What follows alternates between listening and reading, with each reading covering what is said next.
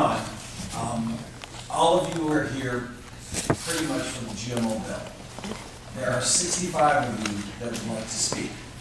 There may be a chance that some of you may repeat what the person before you or after you is saying. So, we got a little extra time, but given that where the clock is, and I usually don't do this, because there's a lot of folks in the room, and again, if we have to figure something out where everybody wants to speak on the bill, we'll figure something out if you don't get the opportunity to.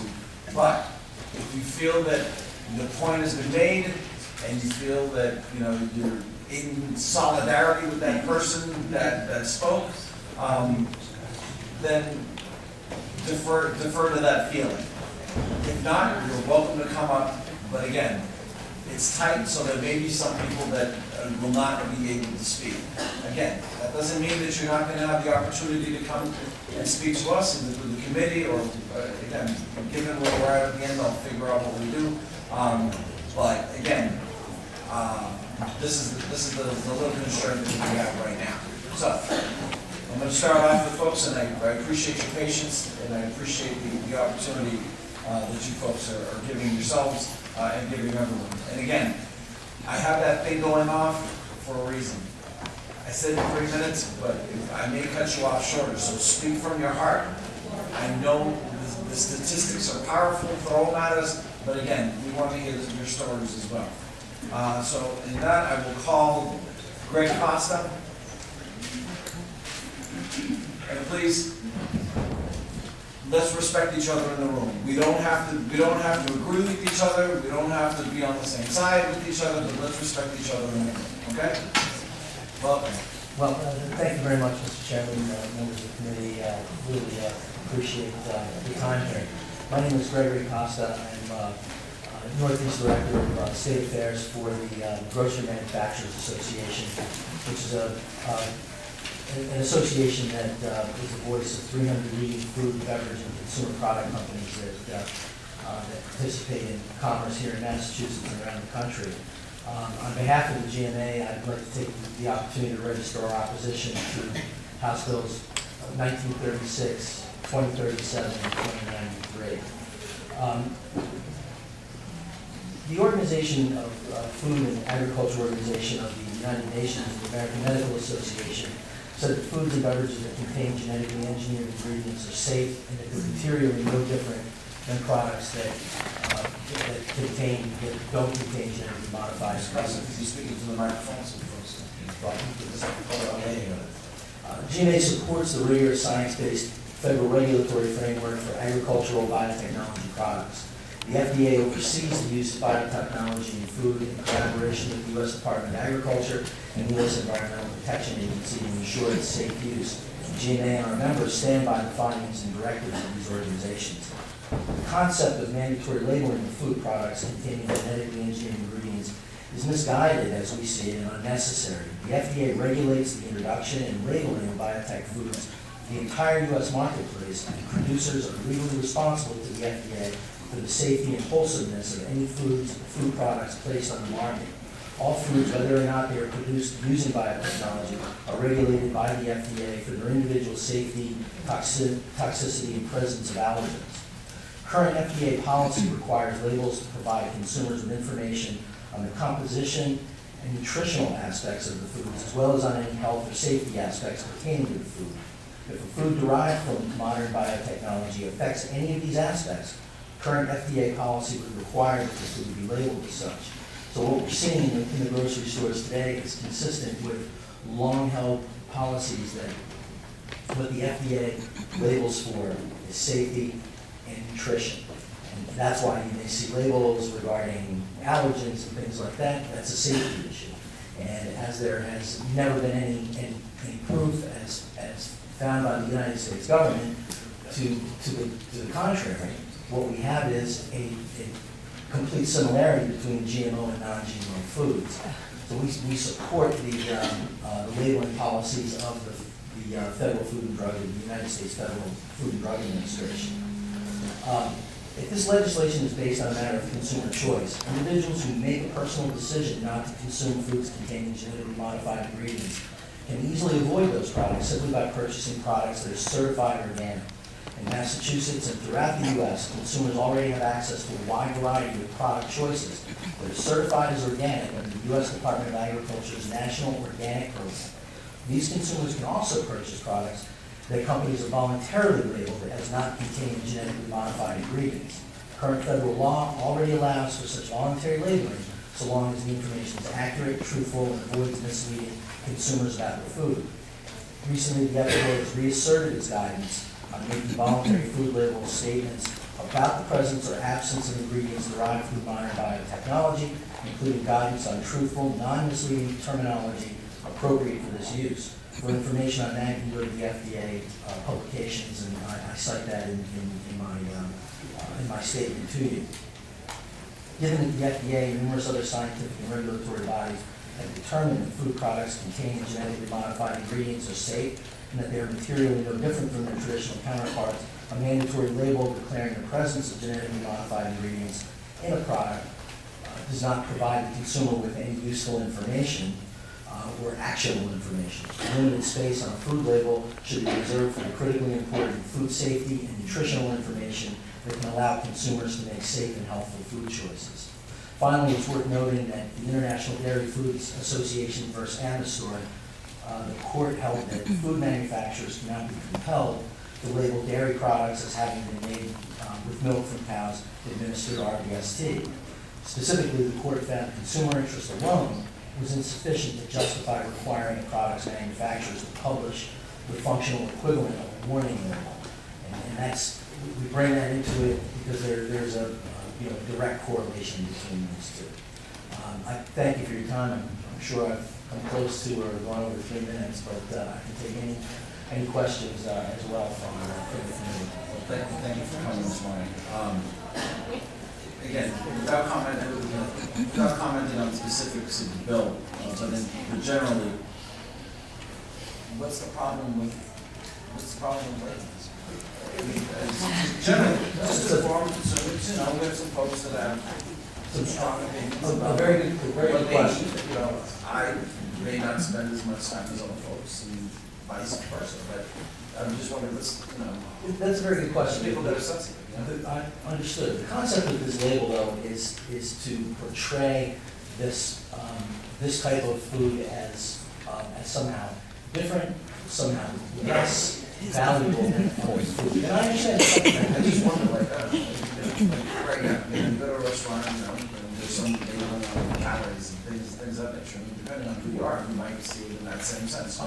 The burrito that I had this morning was 1,070 calories based on what I saw on the menu. Understood. I would make a choice at that point if I want to purchase it or not. So I'm just wondering, Well, and I will. and but we don't have it in law.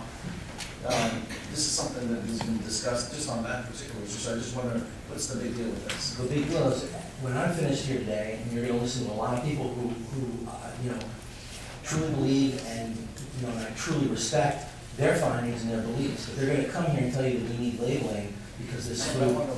I'm trying to describe it for you. They're going to come here and tell you we need to do this labeling because this food is somehow dangerous to their families. So what you're asking me is, why shouldn't we label it? We shouldn't label it because it's a warning label. Because this food is indistinguishable from non-GMO food in its nutrition and in its safety. So why, the question can be asked in reverse as well. Why is it so important that we have this food labeled if there is no difference, and if this is about transparency? This is about putting a label that is a warning label on food, and our members have worked very hard to make sure that they are selling safe and nutritious food, and put this label on there. That's the simple answer. It doesn't have to satisfy everyone, but that's the answer. So help me understand the term naturally in products that are products of bioengineering. Well, So why do we do it on one thing and then do it on another? You know what I mean? So, I don't know, give me a product. Oranges. I'm walking down the aisle, I'm thinking it was frozen, right? It says all natural, so on and so forth, right? Right. Yeah, that's natural. And then, but at the same time, again, some of the products you know, are the product of bioengineering. But bioengineering is a modern, So the industry chooses the word natural, so when I feel that, you know, a guy like me looks at it and says, okay, you know, natural, so, you know, my wife tells me that I'm eating too many Hostess cupcakes or whatever it may be, so, you know, buy this thing, because it says natural, so. well, I don't think you'll see natural on something that highly processed. What we're really talking about is, if you go down the frozen food aisle and you find fresh. I'm just thinking the average, No, I the understand. average consumer. And I'm trying to answer that for you by giving you one product example, might be frozen corn. If that corn is grown with genetically modified corn seed, from genetically modified corn seed, it was picked fresh that morning, frozen that evening, it is considered fresh frozen food, and that's been the way that these things have been labeled for years. According to this legislation, if it has a genetically modified component to it, it could no longer be called natural. It was grown in a field under the same circumstances as a non-GMO ear of corn, and it was picked fresh, flash frozen, and put into a box and sent to the grocery store. So according to this legislation, it would no longer be natural. Corn grown in a field could be taken off that stalk in the morning, and if it's sent to a grocery store, it's not natural. If it's sold at a farm market, it's natural. So it all depends on where and how, not even when. You know, that's one example of what natural is. Now, every state has, and forgive me, I don't have the regs in front of me, but every state has a set of regulations that governs what can be called natural. It depends on how highly processed it is, whether there's preservatives in it or not, and so forth. So those are the things that really affect natural. For instance, if an orange juice product has added sugar, it's not natural. And you won't find the industry labeling it as such because of federal regulations. But if there's a genetic component to a food that is not in any other way processed, under this law, under this bill, it would no longer be considered natural. Now, I understand that people are going to have an honest disagreement about that, but since we keep coming back to the fact that this is a process, not truly an ingredient, and what we're really seeing is an equivalence in nutrition and safety, there is in our mind no reason why you would differentiate between these things in natural or not being natural, as long as they're not highly processed. That's what the definition of natural would be. That's why, with all due respect, you wouldn't see it on Twinkies or cupcakes or something, because we're talking about refined sugars and things like that. So that's the big difference. And then the question in this legislation would be, in at least one of these bills, would be, can it still be called natural? And it wouldn't affect, again, whether a food is highly processed. Again, understanding that there's an honest difference of opinion on what natural is and what GMO is and all that. And I do respect the folks that are here today. And I bring you back to that main point. Why label? Why not label? You're going to hear that the reason to label is because these foods are inferior. And that's the reason not to label, because they're not inferior. I just think, again, your warning label is my, okay, I'll make the decision if I want it or not. Instead of putting, all the flashy things, the marketing, the packaging, wonderful, Understood. It doesn't mean. Understood. So you will hear about the inferiority of that food, and that being the case, that's the reason not to label, because there is no inferiority. There is no difference in nutritional value or safety. And see, people behind me are laughing because they believe that to be different. I think they're doing wonderfully. And I welcome everybody's opinions. But in asking you the question, which I tried to answer, is that that's why I want to try. I don't think there's really any other answer beyond that. Is that the reason this debate is taking place here in other states and around the country is because there is a charge that these foods are inferior. So asking industry to label these foods when the charge is being made that it's a mark of inferiority, that answers its own question.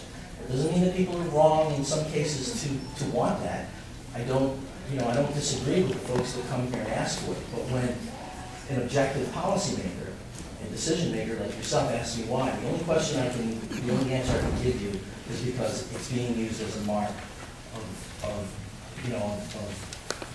of insufficiency for those plants and products. Representative Manson. If I may, thank you, Mr. Chairman. I get from your testimony that your concern is that this is a warning label. I don't see anything in the legislation that says warning. So how would labeling a product that has genetically modified whatever in it be any different than labeling it as a peanut product in it, which people have allergies to, or it has chocolate in it, which people have allergies to, rather than warning, like a cigarette label, warning cigarettes can be hazardous to your health. So no warning, just a indication on the label that something is in there that people want to know whether or not it's in there. The information that's on a food label is very specific, and it is designed to convey useful information, and that useful information is on nutrition and safety. And the reason that you do see may contain peanuts, may have been manufactured in a plant that had exposure to peanuts, because that is a safety issue. And the FDA has said that whether it's genetically modified or not, if that particular product presents a safety issue, then it's going to have to be labeled. So the FDA is looking at it in a process neutral way. What they're looking at is what are the actual ingredients, what is the difference, and what are we trying to convey to the consumer.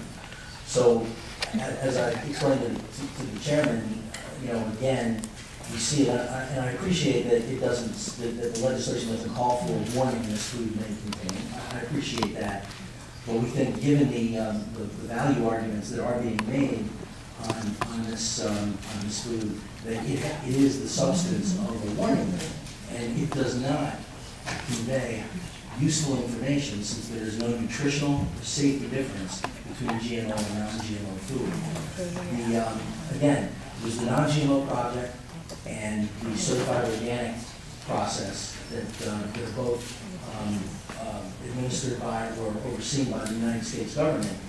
And with those labels, people have all the information they need if they want to avoid a GMO product.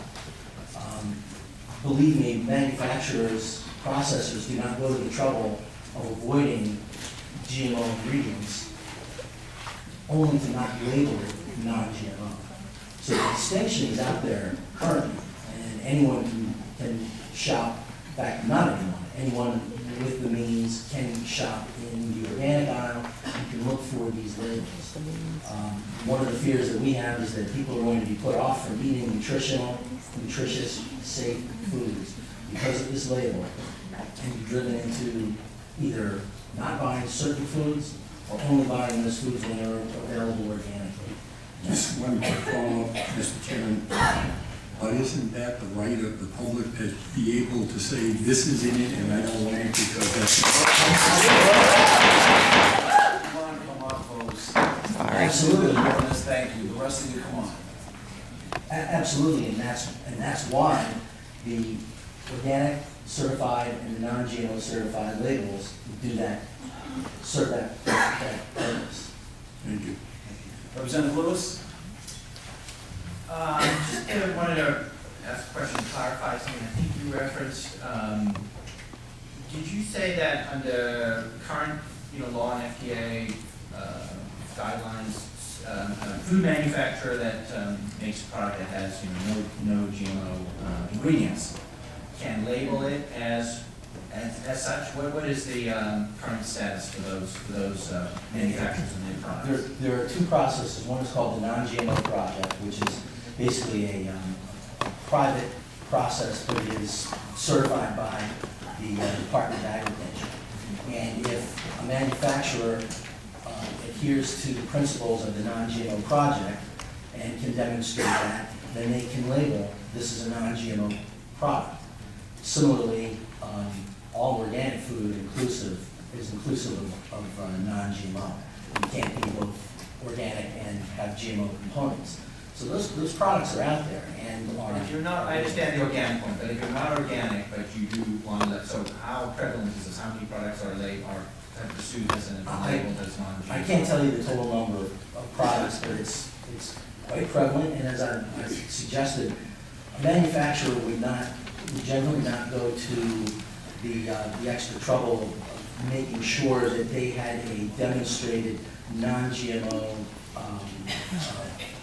base of ingredients and follow those doctrines and because it is more costly, and then not apply for it and obtain the non-GMO project label. It's kind of like the good housekeeping seal of approval, if you will, for non-GMO foods. And I'm sorry, I can't tell you, I can probably get back to you with how prevalent that is in the numbers of products. Okay, thank you. Let's jump back.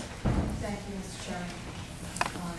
Thank you for your testimony. I think this is a really important issue, and I'm glad that you're having this conversation today. I know personally, I hear more and more from my constituents about how important it is to have food choices available and how interested they are in knowing where their food came from.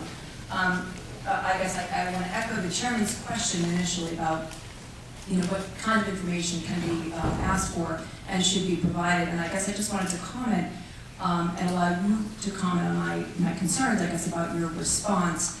Having worked in the private sector for quite a while before coming to this job, I recognize that's where the customers came, right, in our capitalist economy. And being able to meet the needs of our customers very much is dependent on them being able to have access to information on which to base their choices.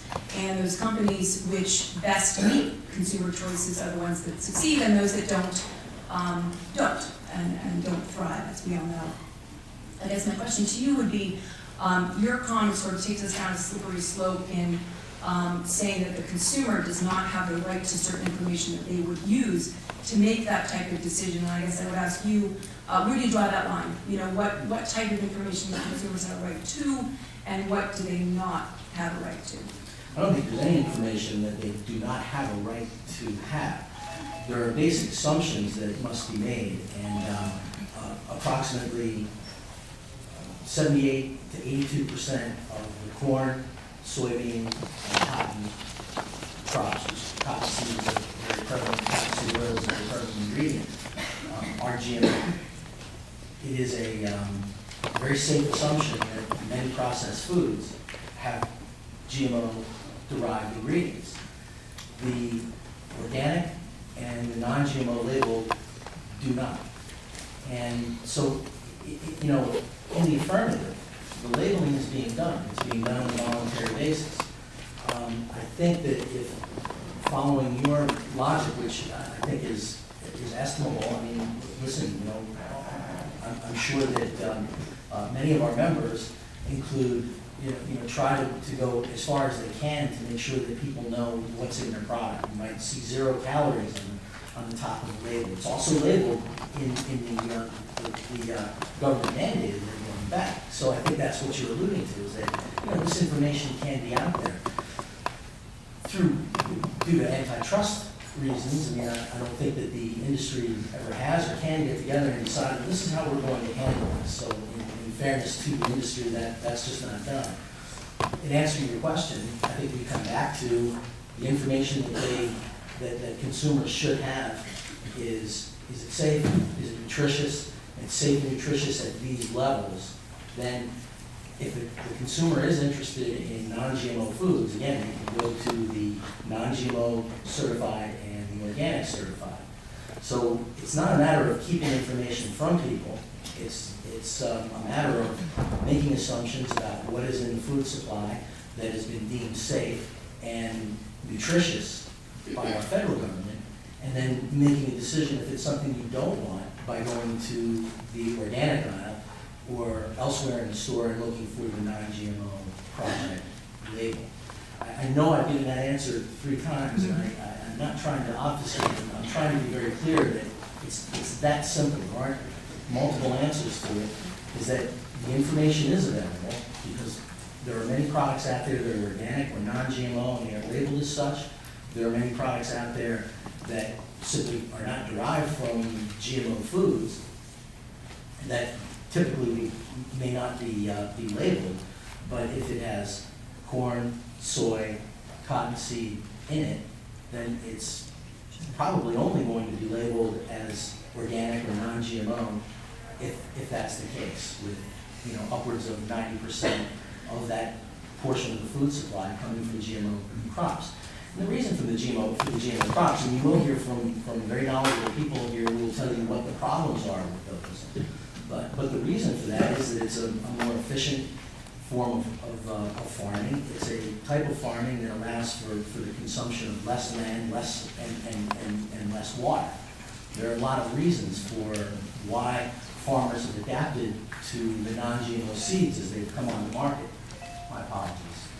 And I guess I recognize I don't want to repeat. I guess my comment would be, if we've got, this many folks in the room, and I can assure you that I've got this many in my district as well, who are interested in this information, it would seem to be in the interest of the industry and of those who are producing the foods to meet that request, that demand on the part of consumers to provide that information so that they can make educated choices. Thank you very much for your testimony today. Thank you for your time.